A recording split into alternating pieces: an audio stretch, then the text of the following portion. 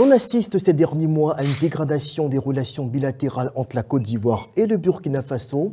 Régulièrement, le gouvernement ivoirien est accusé par le chef de la junte à Ouagadougou de complot pour déstabiliser son régime, voire alimenter l'activisme djihadiste dans le Sahel. Les accusations ressassées par le capitaine Traoré sont-ils un exutoire pour faire diversion face aux difficultés qu'il a à contenir l'hydro-terroriste? Alafé Ouakili, patron du groupe L'Intelligence d'Abidjan, et Jean-Richard Nguessan, analyste politique, nous font le plaisir de nous apporter leur expertise sur le sujet. Merci à vous d'être là. Bonjour Raymond. Bonjour.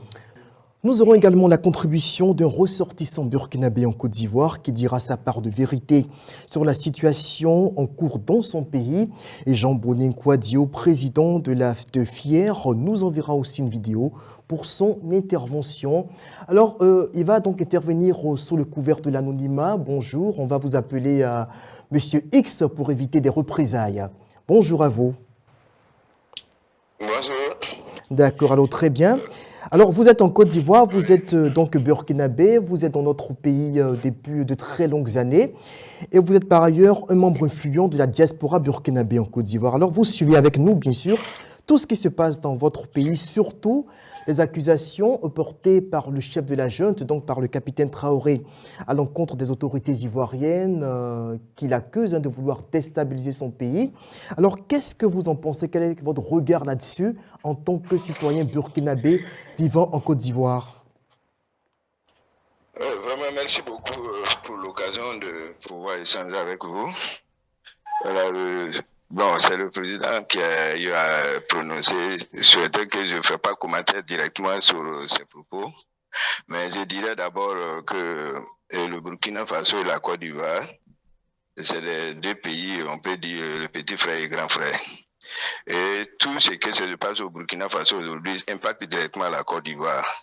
Je ne vois pas, à mon humble avis, je ne vois pas quel intérêt que la Côte d'Ivoire va déstabiliser un pays que toutes les conséquences vont résaillir sur la Côte d'Ivoire. Là, ça, je pense pas, je vois pas, je peux pas le comprendre ici, la déclaration de nos autorités, parce que actuellement, même nous vivons en Côte d'Ivoire ici. Nous voyons nos compatriotes accueillis en Côte d'Ivoire ici, le moyen que les autorités ivoiriennes mettent pour eux. Ils ne vont pas quand même aller déstabiliser pour compléter ces situations-là encore. Et quel est le sentiment général qui prévaut dans votre communauté par rapport à tout ce qui se passe? Oui, la diaspora, vous savez qu'actuellement, c'est un peu difficile quand tu parles quelque chose, on est des parents qui sont au pays. Tout le monde a un peu la peur au ventre, les gens refusent de commenter. Mais entre nous, c'est préoccupant pour nous parce qu'on voit que, on se pose même la question souvent, est-ce que les gens pensent à nous? Une diaspora qui avoisine à peu près 3 millions 5 et 4 millions. Si on prend des décisions et on ne pense pas à eux, vous voyez que c'est un peu difficile. Nous pensons que nos autorités ne pensent pas à nous. Parce qu'il y a ces gens de décisions qui prennent. Je peux dire d'abord merci aux autorités ivoiriennes, au président Ouattara avec son gouvernement. Si c'était d'autres pays, alors les conséquences sont incalculables sur la diaspora. Très bien. Alors, je vous reprends tout à l'heure, le temps que nous interrogeons également nos invités sur le plateau. On revient vers vous. Déjà, suivez-nous, parce qu'on va parler justement de la situation sécuritaire qui s'est véritablement dégradée ces derniers jours dans votre pays, le Burkina.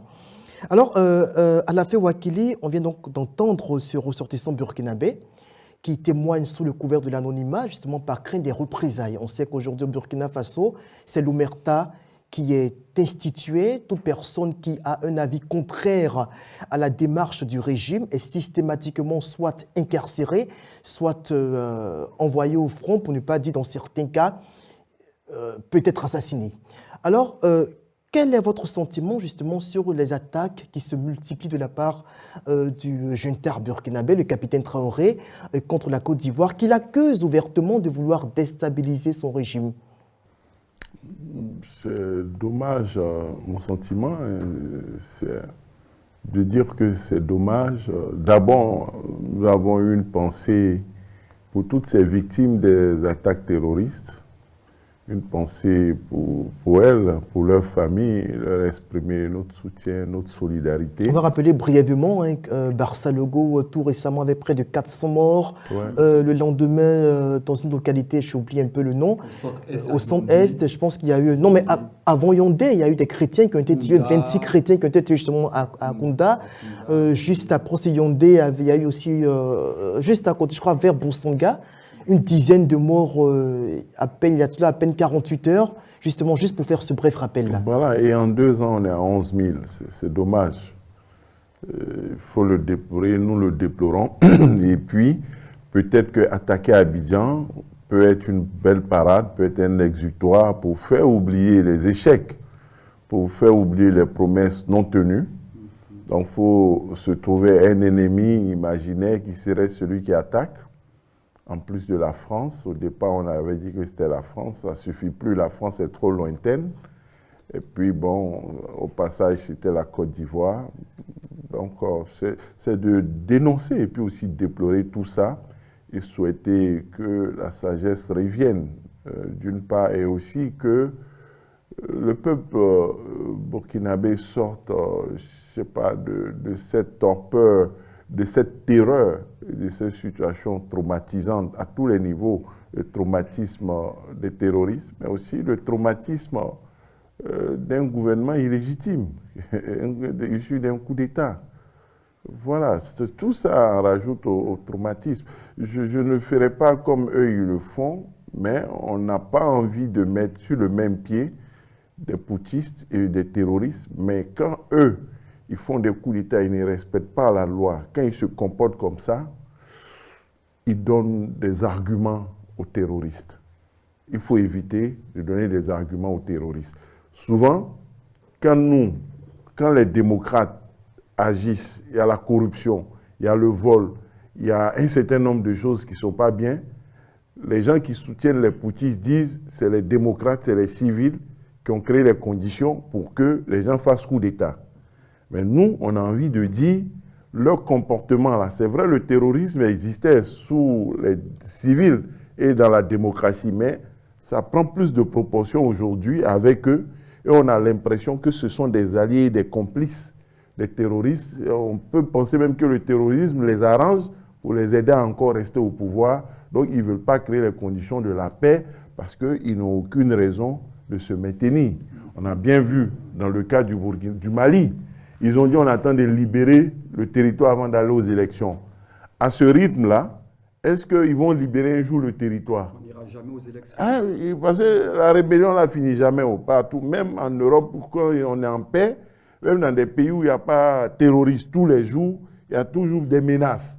Mais c'est comme si aujourd'hui, bon, avec ce que Macron fait là, il dit bon, il y a GO, on ne s'est pas entendu, et puis après les Paralympiques, là, après il dit non, il y a une menace terroriste, ils vont attaquer la France dans 10 jours, on attend après pour faire le gouvernement, bon, on a détecté un réseau de terroristes, donc comme il y a la menace tous les jours, là, je reste président. On tente de trouver des artifices pour Donc, se maintenir au pouvoir. Il faut que les gens arrêtent tout ça, et arrêtent de faire souffrir les braves populations qui n'ont pas demandé, et de mettre en danger, comme le frère vient de le dire, il dit que le gouvernement même ne pense pas à eux quand il prend un certain nombre de décisions, à mettre en danger les populations partout où elles sont.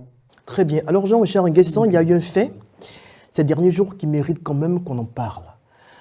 Juste après l'épisode malheureux de Barça Logo, une fake news, mais véritablement des plus scandaleuses, a circulé abondamment de comptes de réseaux sociaux burkinabés, selon laquelle il y aurait eu une attaque dans un village du nord de la Côte d'Ivoire, précisément à Bengué, près de la frontière burkinabé, qui aurait fait 90 morts dans l'imagination de ces activistes-là. Quand on arrive à un tel niveau d'indécence morale, comment est-ce que vous, en tant qu'Ivoirien, en tant qu'aussi, je dirais, Africain même au-delà, je dirais tout simplement qu'est-ce que vous en pensez? Je dirais tout simplement que c'est dommage. Et avant de réagir sur ce point, je dirais que le Burkina Faso, lorsqu'on observe l'actualité avec la récurrence des différentes attaques, on a évoqué Barça Logo, Yaoundé, Kounda, je dirais que le pays est à la croisée du chemin. Parce que lorsque le président Traoré arrive au pouvoir, il séduit la jeunesse, son discours passe, un discours anti-français, il est lui-même il a un excellent parcours au niveau de l'armée, il intègre l'armée en 2010 avec un cursus scolaire assez excellent, il connaît le terrain, on estime qu'il va apporter beaucoup au Burkina Faso, il dénonce le pouvoir de Damiba, mais lorsqu'il arrive quelques mois plus tard, quelques années plus tard, on observe que rien n'a véritablement changé. Et on observe qu'au niveau du Burkina Faso, les langues de plus en plus se délient. Les populations s'impatientent, son capital sympathie s'amenuise et aujourd'hui son pouvoir perd de son charme. Et pour, comme on le disait à l'instant, pour essayer de redorer son blason, de séduire toujours cette population, il indexe la Côte d'Ivoire. Et il y a certaines personnes au niveau du Burkina Faso qui estiment qu'il faut accuser Abidjan, il faut vilipender la Côte d'Ivoire, il faut à travers des laboratoires fabriquer des fake news. Pour 90 morts en Côte d'Ivoire. Il faut fabriquer des fake news pour montrer que le Burkina se porte bien et que tout le problème du Burkina, c'est la Côte d'Ivoire. Est-ce qu'on est obligé de tomber aussi bas pour s'inventer des choses comme ça, jusqu'à aller, même jusqu'à adresser leurs condoléances au peuple ivoirien, pour dire toutes nos condoléances aux Ivoiriens, pour quelque chose mais qui est tout à fait inventé, mais fabriqué de toutes pièces. Mais c'est ce qu'ils nous souhaitent. À ce niveau-là, quand même. Dommage. Et c'est dommage. Moi, je me rappelle qu'en avril... Ils ne sont pas arrêtés là. Ah oui. Ils ont continué. Ils ont identifié des tirs à Abidjan. Ce qui se passe à tir à Abidjan, ça et là. Bon. Moi, je pense que la gouvernance du capitaine Traoré est en souffrance. Rappelons-nous, en avril 2023, il avait appelé à la mobilisation générale, il avait décrété la mobilisation générale avec le recrutement de 3000 soldats, de 50 000 supplétifs. Mais quelques mois plus tard, qu'est-ce qu'on observe? Eh bien, le résultat est zéro. Et le Burkina Faso, nous on a un pincement au cœur parce que le Burkina Faso, un pays que je connais bien pour l'avoir visité à maintes reprises, lorsque j'échange avec des populations là-bas, le niveau de vie a véritablement chuté. Et aujourd'hui, ils sont nombreux, ces Burkinabés qui sont au nord de la Côte d'Ivoire, entretenus par le pouvoir ivoirien. Et le président Traoré gagnerait à saluer Abidjan au lieu de chaque fois essayer de trouver un bouc émissaire. Et ça, c'est dommage. On va marquer une pause pour écouter Jean Bonin-Kouadio et on revient. Alors, il faut rappeler que le putschiste Ibé, que d'aucuns surnomment Ibé Cacao, pour un certain nombre d'absurdités qu'il a énoncées s'agissant de dépasser la Côte d'Ivoire, premier producteur mondial de cacao, et qui lui a valu donc ce surnom de Ibé Cacao, est également dans la même dynamique que ses compères de l'AES, qui, pour ne pas organiser des élections transparentes, crédibles, ouvertes, sont toujours dans la litanie de la victimisation. Et quand on adopte une telle posture, il faut donc chercher les auteurs les boucs émissaires. Et le bouc émissaire tout trouvé, c'est la Côte d'Ivoire, c'est la France et autres.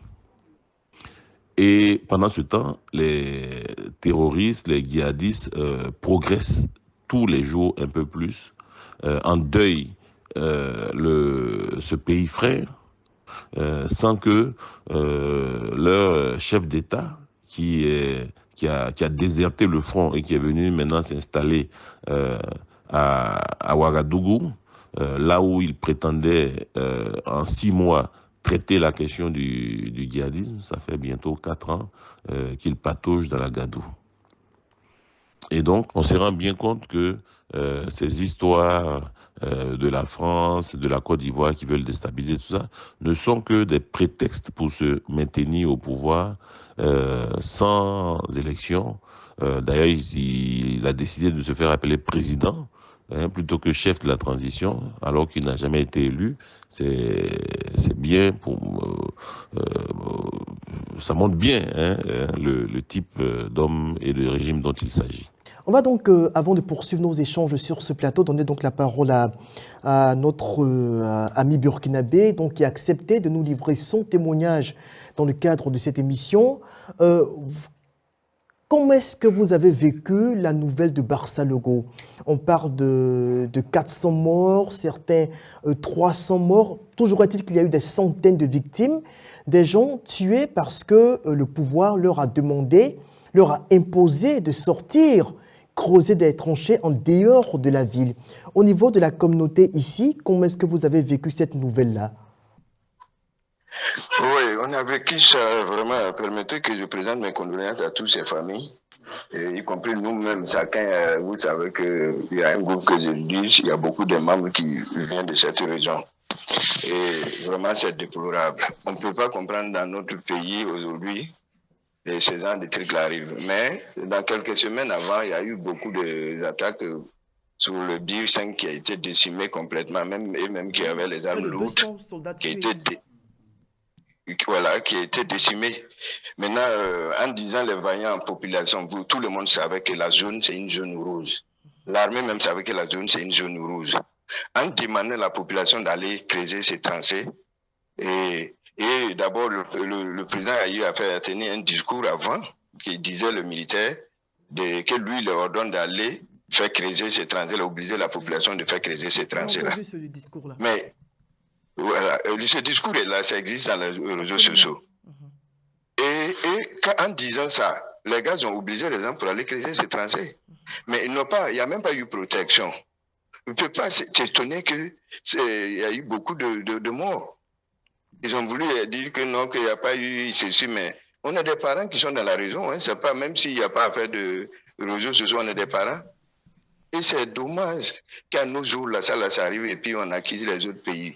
Mais ce qui est curieux, sans vouloir vous interrompre, c'est que le massacre s'est produit de 9h à 16h, dit-on, de sources, de témoins sur place, de 9h à 16h. Dans le même temps, Kaya, qui est une forteresse militaire, est à 45 km des lieux du massacre, une zone que l'armée dit contrôler. Il n'y a eu aucune réaction. Et seulement, ce n'est que le lendemain, à partir de 10h, que l'armée a commencé à sortir de Kaya, plus de 24 heures après le début des massacres, pour venir tenter de marquer sa présence sur le terrain. Oui, mais c'est dommage, c'est dommage. Nous, on avait déjà l'information bien avant tout ça, mais bon, ils ont voulu chose, mais bon, c'est pour dire quoi, aujourd'hui, personne ne contrôle. Bon, en disant que personne ne contrôle les autorités, même, je ne sais pas si ça existe. Jusqu'à présent, est-ce que vous avez vu un communiqué de notre gouvernement? Non. C'est-à-dire qu'on veut faire croire qu'il n'y a rien eu finalement. Le gouvernement n'a pas fait un communiqué officiel. Il y a des ministres qui sont partis, ils sont limités à Kaya, et ils sont revenus, ils n'ont pas allé sur le lieu. Et le ministre qui sont partis, c'est quand on déplore, le ministre sont partis entre-temps. Le ministre de la Défense était à Bobo pour rencontrer les opérateurs économiques. Vous voyez comment on sous-estime certaines, au moins 200 personnes, plus de 200 personnes plutôt. Et il y a des ministres de la Défense qui n'étaient pas là. C'est le porte-parole du gouvernement, ministre de la Communication, qui est parti avec... bon, vraiment, c'est dommage, quoi. C'est dommage. C'est dommage. Je ne sais pas si on contrôle la situation encore. Voilà. Absolument. Ce que je peux dire. Alors, on revient à vous tout à l'heure. Juste le temps aussi de donner la parole donc, à nos autres intervenants sur le plateau. Alafé Wakili, quand on est burkinabé, et qu'on a des parents dans ces zones qui se font massacrer et que dans le même temps on refuse qu'on en parle ouvertement dans les médias, quel est le sentiment que l'on peut éprouver? C'est la frustration, c'est la colère, c'est des fortes douleurs. En parler, trouver des mots pour apaiser au niveau de Ouaga aurait pu aider davantage. Mais c'est l'omerta, comme on le dit, c'est silence radio, une attitude révolutionnaire. Et ils savent bien que le premier coup d'État qui a fait partie un démocrate, quelqu'un qui a été élu, qui n'a pas volé de mandat, qui n'était pas dans un troisième mandat, qui est la preuve. Le président est au Burkina, le président renversé est au Burkina, tranquille. Kaboré, il n'est pas poursuivi. Roch-Marc Christian Kaboré, il n'est pas poursuivi, il est là parce qu'il n'a rien fait. les terroristes, ils l'ont attaqué. On dit qu'il n'a pas vite réagi. Il n'a pas pillé l'argent du Burkina. Il n'y a pas de poursuite. Il vit tranquille dans sa maison. Il n'a rien fait. Ce qu'il a fait là, on dit qu'il n'a pas pu lutter contre les terroristes. On l'a renversé pour sa Damiba. Après, lui aussi, il échouait. On dit qu'il n'était pas clair. Après seulement 9 mois de présence. Après 9 mois, on dit qu'il n'est pas clair. Traoré est venu le renverser. Vous ne voyez pas que... Je n'ai pas envie de dire que Dieu est en train de punir ces militaires voyous là. Non, non. Excusez-moi le mot est fort. Allez-y, dites-le franchement, puisque c'est... J'ai envie de dire Dieu est en train de les punir. Mais Kaboré, il est tranquille au Burkina. Ils doivent aller se confesser, lui demander pardon et lui rendre son pouvoir. Mais c'est grave ce qu'ils ont fait.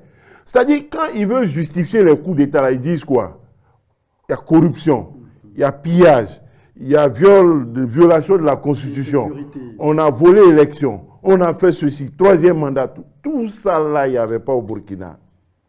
Insécurité, non, la primaire, depuis 2 ans et demi, 3 ans, vous êtes là, vous n'avez pas réglé le problème. Il faut se confesser, demander pardon au peuple burkinabé, aller demander pardon au gars et puis lui remettre son pouvoir. Parce que c'est eux qui ont échoué. Kaboré n'est pas un militaire. Lui, il y a 3-4 ans, il était au quel front? Bon, il va dire, on ne l'a pas pris lui pour aller défendre. Il n'y avait pas une bonne stratégie. Il voulait que Kaboré aille dire aux civils d'aller faire des tranchées et puis se faire massacrer.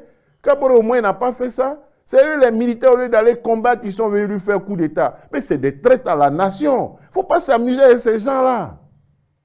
Mais c'est grave ce qui se passe au Burkina. C'est grave ce qui se passe avec nos poutistes en Afrique. C'est grave. Et il y a un qui est encore arrêté au Niger. Qu'est-ce qu'il a fait? Qu'est-ce qu'ils ont fait? Il faut qu'on m'explique. Mais une augmentation, justement, des attaques terroristes depuis le chute de Bazoum, de façon vertigineuse. C'est grave ce qui se passe dans notre sous-région. Ils n'ont rien réglé. Au Mali non plus, ils font des combats. Mais ils ont tout aggravé, au contraire. L'armée monte en puissance, on tue des civils, on fait ceci, cela. Mais eux-mêmes, ils disent, tant que la rébellion existe, tant que les terroristes sont encore là, il ne faut pas élection, il faut pacifier le pays. Or, ils ont envie de durer. Est-ce qu'ils vont finir un jour, ils vont terminer le combat contre les terroristes? Parce que le combat contre les terroristes, c'est un combat permanent, ça ne finit jamais. Il y a toujours, les terroristes, c'est des lâches. Ils se cachent, vous voyez, ils ne peuvent pas faire un État. Même Barça Logo, c'est quoi?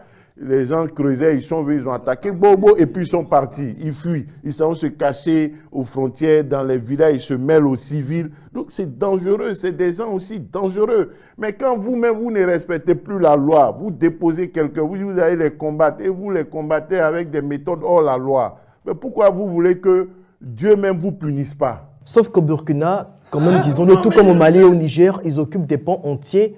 Alors, Jean-Richard Nguessan, j'ai envie de vous demander en une minute, comment est-ce que vous pouvez comprendre que pour un massacre qui a lieu à quelques kilomètres ou à quelques dizaines de kilomètres d'une forteresse militaire, celle de Kaya, on mette autant de temps pour réagir? Est-ce que finalement l'armée constate qu'elle n'est plus en mesure d'assumer son devoir de protection envers les populations civiles? En une minute. Moi, je dirais tout simplement que c'est l'échec de la méthode Traoré.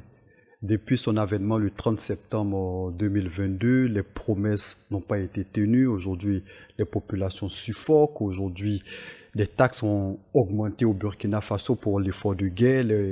Les fonctionnaires il y aura des ponctions sur les différents salaires pour l'effort de guerre, mais aucun résultat. Je pense que ça montre les limites du capitaine Traoré et ça montre véritablement que toutes les promesses, tout ce qu'il avait voulu faire, eh bien, malheureusement, il n'a pas pu tenir ses promesses-là et c'est fort dommage. Et c'est le peuple burkinabé qui souffre. Lorsqu'on écoute notre ami du Burkina Faso, on sent de la frustration, on sent le désespoir. Et pourtant, son avènement au pouvoir avait donné de l'espoir, mais quelques mois après, on ne voit rien. Ça, c'est dommage. Certainement. Alafé Ouakili, votre mot de fin en une minute avant de conclure avec notre témoin burkinabé. Redit notre compassion, notre solidarité pour les victimes, les populations, et puis continuer à dénoncer ce qui se passe, souhaiter que, en attendant que la démocratie ou la transition prenne fin, souhaiter que La sagesse habite ceux qui sont en transition. Donc, ils ne sont qu'en transition. Même s'ils font 50 ans, c'est une transition. Nous-mêmes, notre vie, notre existence sur Terre est une transition. Donc, durant leur transition, en attendant que la démocratie revienne, un régime démocratique et civil soit élu, souhaiter que la sagesse les habite à nouveau pour continuer à entretenir des relations courtoises et respectueuses avec la Côte d'Ivoire au profit des populations et dire notre solidarité aux frères, à l'intervenant pour que leur vie continue d'être tranquille, apaisée en Côte d'Ivoire et que le gouvernement entende leurs appels et leurs préoccupations. Le gouvernement de Ouaga, je veux le dire, les autorités de fait, les autorités de facto, voilà, on les respecte, mais vraiment, il faut qu'elles prennent davantage en compte les préoccupations des populations. Très bien. On va donc rejoindre notre témoin burkinabé. Est-ce qu'il nous suit? Allô? Allô? Ok, très bien. Votre mot de fin en une minute, pourquoi pas, pour dire justement ce que vous ressentez, ou bien peut-être un message à vos compatriotes en Côte d'Ivoire et également à ceux qui sont au pays. Ok, merci d'abord, mais permettez d'abord que je renouvelle mes remerciements aux autorités ivoiriennes. Vous voyez, aujourd'hui, nous sommes en Côte d'Ivoire ici et chacun contribue pour le Burkina, même tous ceux qui ont du effort de paix. Nous, on le faisons. Depuis 2019, nous, on a été la première on a fait des collectes des dons pour aller donner aux déplacés internes. Et on avait même eu à dire à ce moment-là que les autorités n'ont qu'à faire attention de ne pas. Les théories cherchent à créer les amalgames entre les communautés. Et on a lancé cette alerte-là à ce moment-là. C'était le président Roch qui était là. Bon, dommage, les gens n'ont pas écouté. Et aujourd'hui, les gens ne veulent pas dire la vérité. Cette guerre-là, ce n'est pas les guerres théoristes seulement. Moi, je le dis, il y a les communautés entre les uns et les autres qui sont ficelées entre. Il y a eu des théories entre les communautés et ça a transformé, c'est devenu pire en pire aujourd'hui. Est-ce que ça prend des relents de guerre civile? Oui, les gens ne veulent pas le dire, mais quand nous on voit les vidéos, on écoute les langues qui parlent, on sait déjà ce que ça se passe. Mais nous, c'est pour ça, nous on dit d'ailleurs, il faut qu'il y ait dialogue entre un pays, vous ne pouvez pas comprendre, chaque jour on dit il y a tentative de coup d'État. Et on arrête les chefs militaires, on met en prison. Et ces chefs militaires-là, chacun a des gens derrière lui, hein. Il n'y a pas un chef qui n'a pas au moins quelques éléments derrière lui. Quand on l'arrête là, les autres sont où? Est-ce qu'ils sont contents? Ils se cachent. Et même s'ils ils sont pas mobilisés, ceux qui sont là pour faire la guerre, ils ne sont pas mobilisés pour faire la guerre. Là, c'est tout ça. Ce qu'on peut dire à nos compatriotes, de revenir à la raison. D'arrêter d'accuser les gens. Quand je vois que vous avez parlé de le mensonge qui disait que la Côte d'Ivoire est attaquée. Si la Côte d'Ivoire est attaquée, ça doit plaire les Burkinabés. Je pense que ce n'est pas des êtres humains. Un être humain ne peut pas penser ça. Un pays, la zone même qui héberge nos compatriotes qui ont fui la crise pour venir. Et on peut aller assimiler, faire un mensonge pour dire que la zone a été attaquée, puis il y a eu des choses. Ce n'est pas des humains.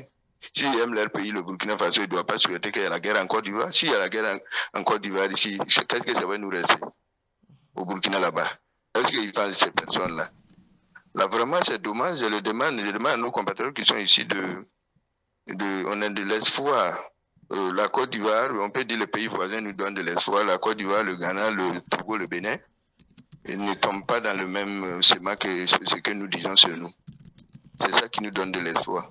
Très bien. Je sais que cette situation ne va pas rester comme ça. Merci à vous et toutes nos condoléances au peuple burkinabé, à tous les burkinabés qui sont en Côte d'Ivoire.